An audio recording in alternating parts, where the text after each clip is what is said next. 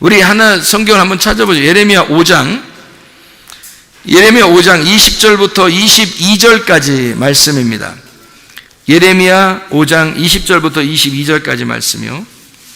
너는 이를 야곱 집에 선포하며 유다에 공포하여 이르기를 어리석고 지각이 없으며 눈이 있어도 보지 못하며 귀가 있어도 듣지 못하는 백성이여 이를 들을지어다. 여호와의 말씀이니라. 너희가 나를 두려워하지 아니하느냐? 내 앞에서 떨지 아니하겠느냐? 내가 모래를 두어 바다의 한계를 삼되 그것으로 영원한 한계를 삼고 지나치지 못하게 하였으므로 파도가 거세게 이나 그것을 이기지 못하며 뛰노나 그것을 넘지 못하느니라. 이렇게 되어 있잖아요. 바다라고 하는 게 있어요. 바다. 죽음을 의미합니다. 세상을 의미하는 거고요. 그런데 그 사이에 모래가 있대요. 그리고 땅이 있답니다. 그럼 보세요. 땅이 있고 모래가 있고 바다가 있어요. 여러분, 바다가 모래를 넘어서 땅으로 넘쳐나오면 그걸 뭐라 하면 쓰나미라 그래요. 근데 그게 뭔가 문제가 있을 때 이렇게 생겨나죠.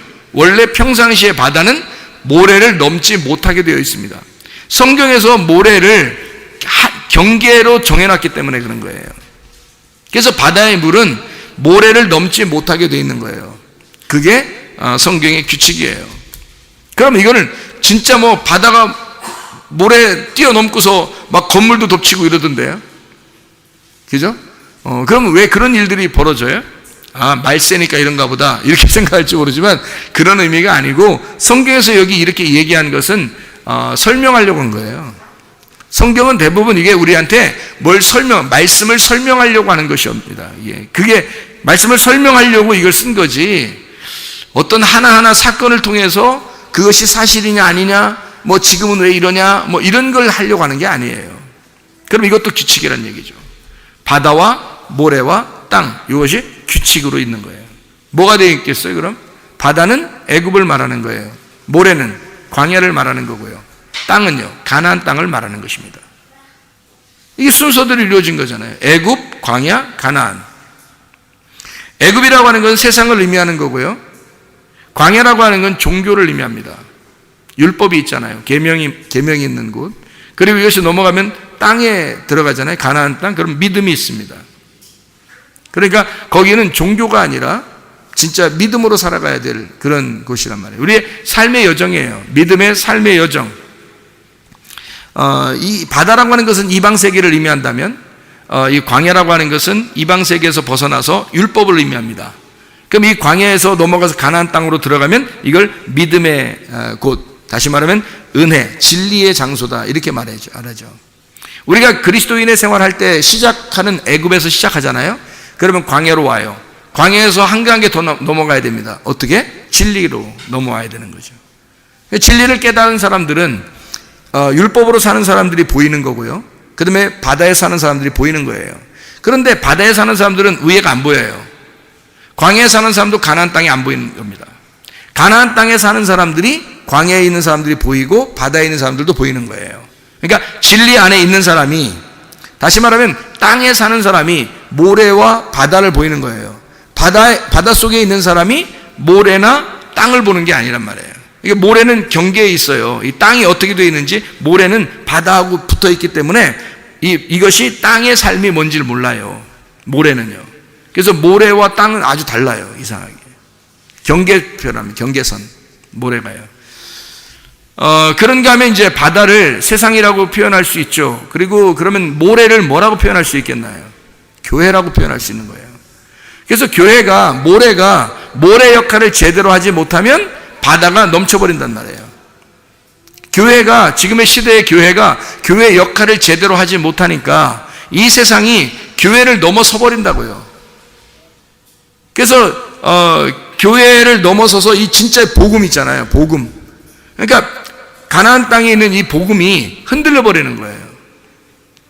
여러분, 목사님들이 제대로 진리를 막 선포해야 되고 복음을 선포해야 되는데 그러지 못하면 교회가 이렇게 제 역할을 제대로 못해요. 그러면 세상 사람들이 복음 얘기를 한다니까요.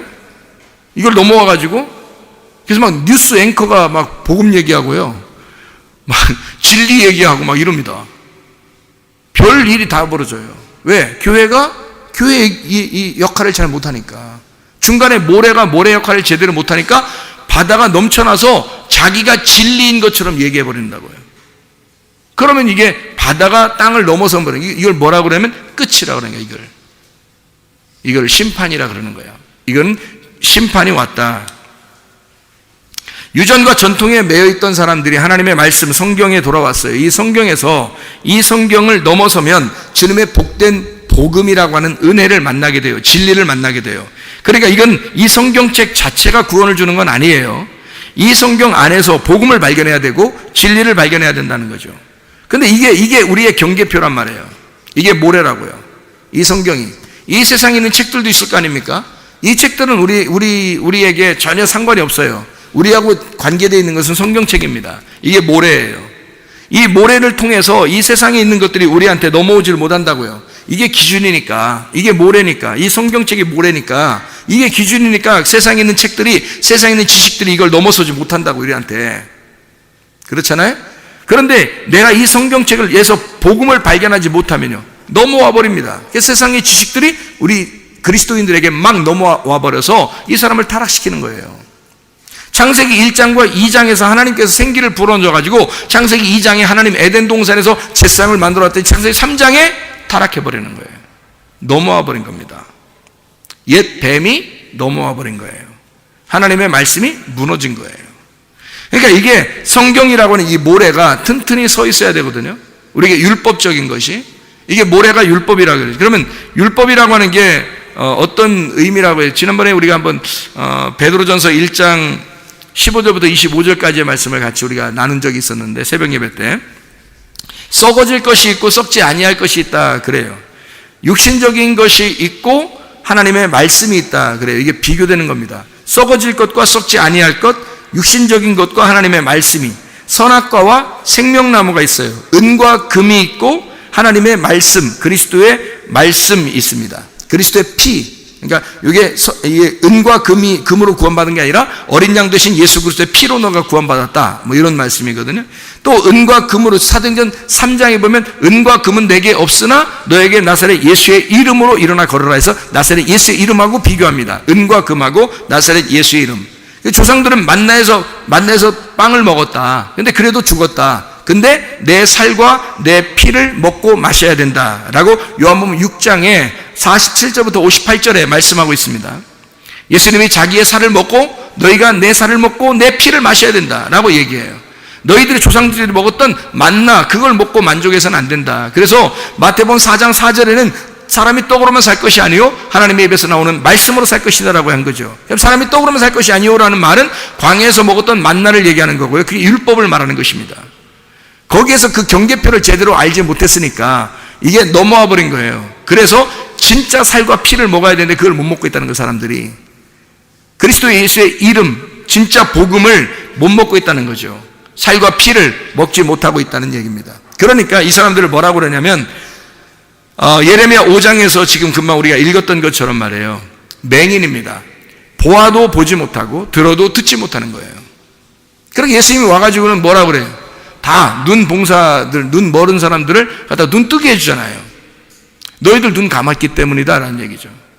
눈 감은 자다.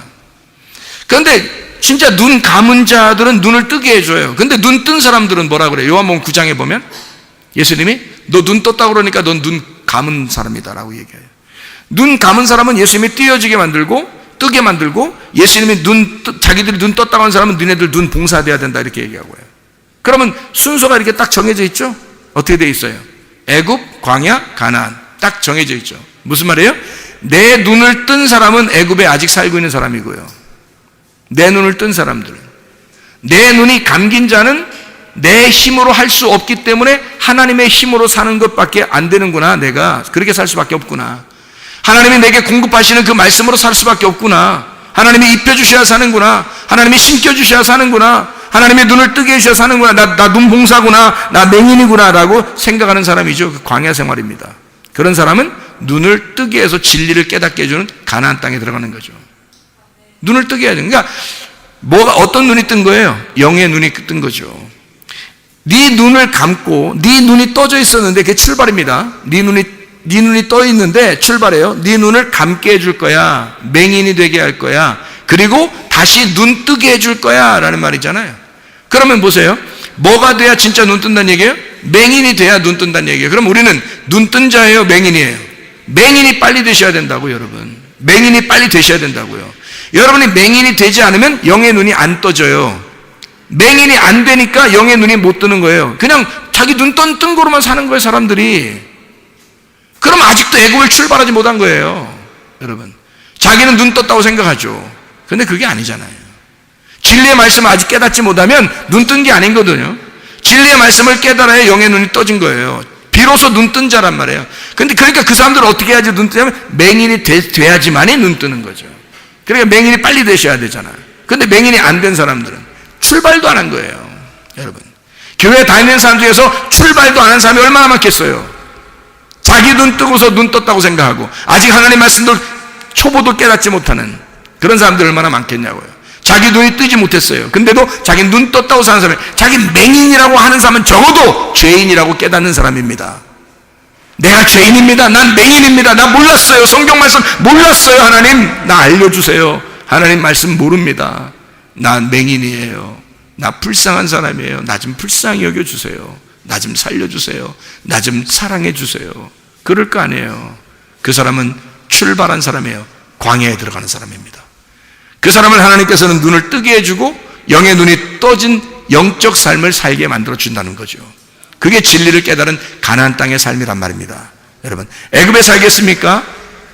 광야에 살겠습니까? 아니면 가나안 땅에 살겠습니까? 자기의 눈을 뜨고 살겠습니까? 맹인으로 살겠습니까? 아니면 영의 눈을 뜨고 살겠습니까? 하나님은 처음부터 우리에게 성경의 계획은요, 애굽에 먼저 내려가라. 그리고 광야를 거쳐 가나안 땅으로 올라와라. 너 바벨론으로 내려가라. 그리고 다시 광야를 거쳐 다시 예루살렘으로 돌아와라. 이게 하나님의 계획이었기 때문에 좋은 무화과는 포로된 자들입니다. 너희들 포로가 되어라. 먼저 바벨론으로 내려가라. 그리고 새로 시작해라. 벌거숭이가 돼서 다시 나와라. 너 자신을 깨닫고 네가 왜 바벨론으로 잡혀갔는지를, 왜 바벨론으로 끌려갔는지를 네가 깨닫고 거기서 새로 출발하여 하나님의 사람이 되어라. 그들을 내가 보호하겠다. 좋은 무화과로 보호하겠다. 그러나 그 바벨론에 잡혀가지 않으려고 노력하고 자기의 것을 그대로 유지하려고 노력하는 그 사람들은 나쁜 무화과라고, 극히 나쁜 무화과라고 여기겠다. 하나님이 그 사람들을 멸절시키겠다. 그렇게 말씀하잖아요. 그게 오늘 본문의 말씀입니다, 여러분. 여러분, 하나님의 말씀대로 따라가, 하나님의 말씀에 순종하여 하나님 말씀이 무엇인지를 내가 손해를 보더라도 하나님의 말씀이라면 순종하겠습니다 라고 따라가는 주의 백성들 다 되시기를 바랍니다. 우리 하나님 아버지 사랑과 은혜를 감사드립니다. 하나님 말씀대로 따라가 살다가 주님 만나게 도와 주시옵소서. 예수 그리스도 존귀하신 이름 받들어 기도 올려옵나이다. 아멘.